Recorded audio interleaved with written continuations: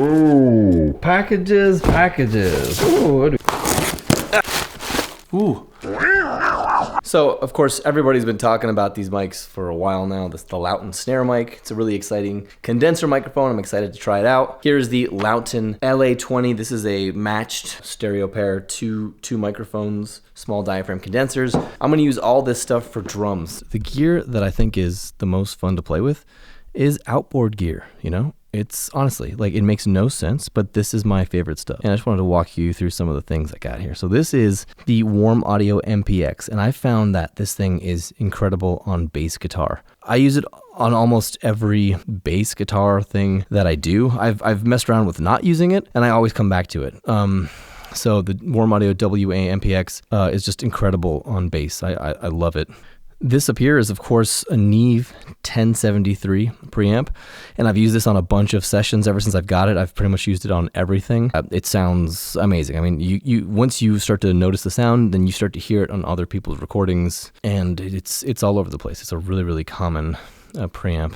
I really actually love the fact that certain EQ settings are notched, because then you don't have to worry like how did I have it? You just write down your settings and you remember them, and it's awesome, and it drives well too. Up here we got the Tone Beast, and I originally got the Tone Beast just because I wanted something to drive my SM7B, and this thing is really, it's just it makes your sound like 10% better. If you're used to just using basic interface preamps, and you want to step into something, this guy's really cheap. You can get them used for like $300, and you will notice the sound, right? If you're happy with everything that you got going on, and you just want to see, you know, what messing with a preamp would do to your sound, it's not going to break the bank. You could always sell it if you don't like it, and I noticed that it made my sound about 5 to 10% better. Just running through it, it just sounds cool.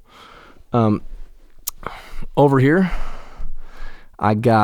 this is a vintage DBX 118 compressor. I don't think this thing was intended to be like used for studio stuff. I think it's mainly for like vinyl and like playback of tape players, but I use it with my tape recorder just in the effects loop. And you can also use it, you know, if you happen to have a Tascam 388, you know, it's unbalanced. It's like made for that era of machines, and it sounds awesome. I really, really dig it on drums. It's an amazing compressor, and you can get those for pretty cheap. Also a small thing, but like having good power conditioning made a difference for me, because I blew something up because I didn't have proper power conditioning. So having a good power conditioner is like having good cables. It makes you feel like confident that your stuff is not going to explode, right? Yeah, probably my favorite piece of gear that I own is this Tascam 388.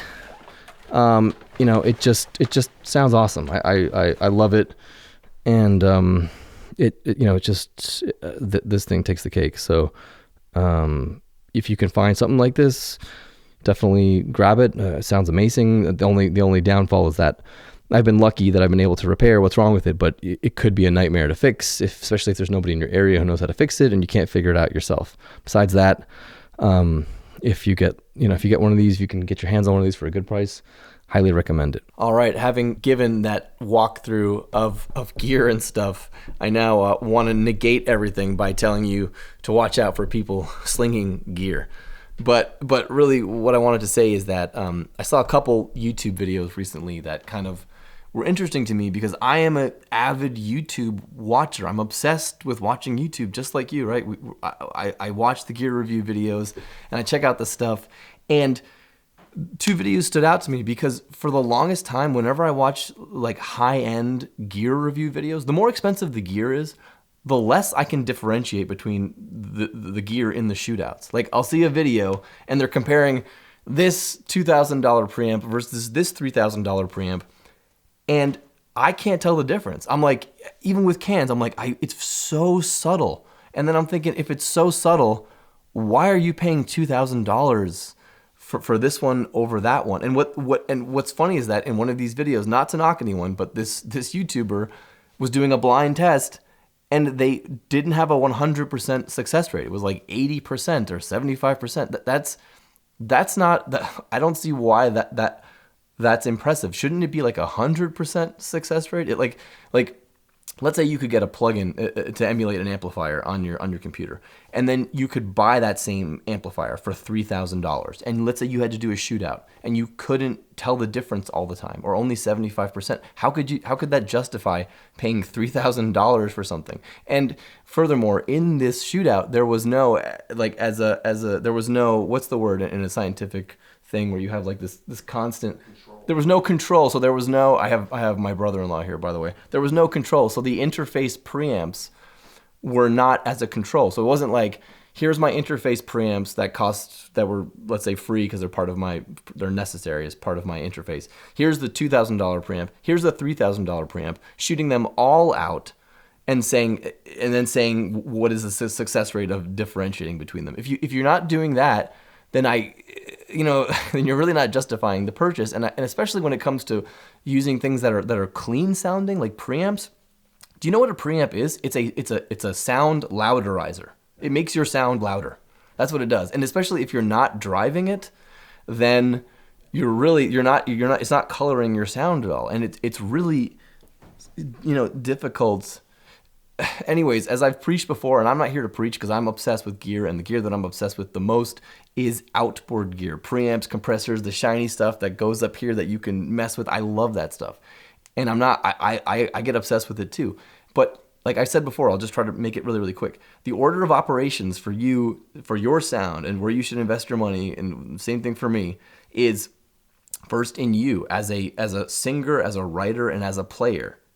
You're the number one thing you should invest in. Then it should be your instruments, and then acoustics of the place you're recording, then microphones. And then as you go further and further along, the percentage that it makes up of this final sound, it gets smaller and smaller and smaller. So if your guitar sounds like crap and you can't write and you can't sing and you can't, then it doesn't matter what type of preamp you have, because all that does is capture the sound of your music. Again, I'm not here to preach, I'm just saying. So then if you are going to invest in a preamp, doesn't it make sense to invest in one that like actually changes your sound, or that is maybe like a good investment that'll stand the test of time, like actually like, something that's really good, like a Neve. Like I really like this Neve, and I hear it and it's like opened my ears, so like how nice it can sound. I also really like the Warm Audio MPX because I can really drive it and it sounds so good on bass. And so anyways, I'm just like ranting, but and I'm not trying to knock anybody's videos, but I'm saying if I can't tell the difference between these preamps, and I've been doing music a while, and friends of mine can't tell, then I bet you the regular guy on the street can't tell, right? The regular musician.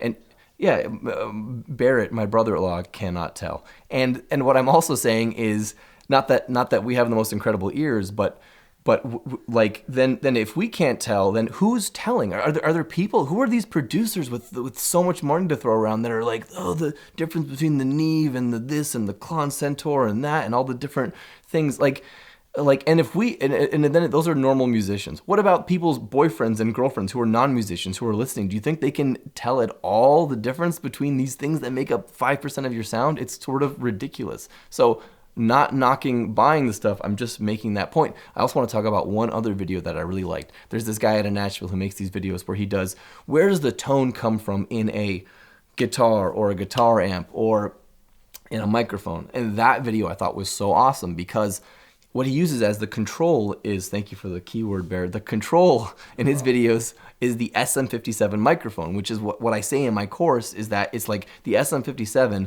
is like standard. That's homeostasis. That is a sound that everybody knows, and it does so many things well, and you can use it as a hammer, and it'll last you. It'll be long around after you're dead, and it's totally good. And if you need something a little bit more hi-fi, a little bit more present, then just get any old condenser microphone, right?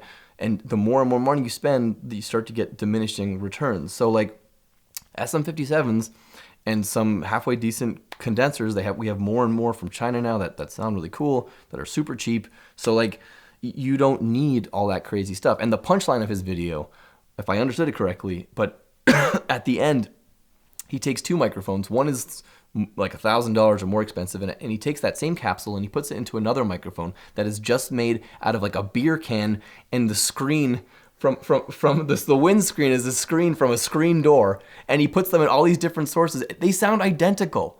So like, I just find that so interesting, and this fact is not going to destroy the microphone business, and he's not trying to shame anyone from buying these things. He's doing it for himself, just like I'm doing all these tests for myself. And it's just interesting that, like, that doesn't mean I'm gonna go and get a bunch of beer can microphones and this and that. It's not. It doesn't. It's just proving a point that it's mental. All this stuff, mainly it's mental, and I just can't sit here and just sling stuff all the time when it doesn't really, even though I like it. I can't say, like a $2,000 Neve is going to change your life. It's a cool thing. It's cool to have. It might be a good investment, but that's not really my recommendation to where you should necessarily invest your money. You should grab my course though. My course is going to be on sale for the next 48 hours. Oh, he's shilling stuff. No, but hey, you got me. This whole thing has been a ruse to sell you my course. Thanksgiving. It's Thanksgiving today. It's Thanksgiving. This is Barrett. This is my brother-in-law. Where do I sign up for this course? I agree with everything you said. Really? Are you just saying that? No. I think every musician, every artist will find the one thing that adds to their sound that they're like they can't live without, and it's usually just like one thing, and everything else is fun, like you said, and it's great. But like we've been using a Microkorg Mini X for the duration of the band, and it no matter what, we always have to use it, and it works every time. It always does what we need it to do. It's old, reliable, and it's this old Korg that nobody really cares about or uses, but we love it. Okay, well, sales of Microkorg X's are now going to go through the roof. I like the Microkorg. I think it sounds great. It sounds amazing. All of our bass tones come out of that. Yeah, thing. the Microkorg is a really cool piece of gear, and they're not expensive. Not at all. You can get one for $500. Thank you, Barrett. Appreciate it. Happy Thanksgiving, and see you guys later.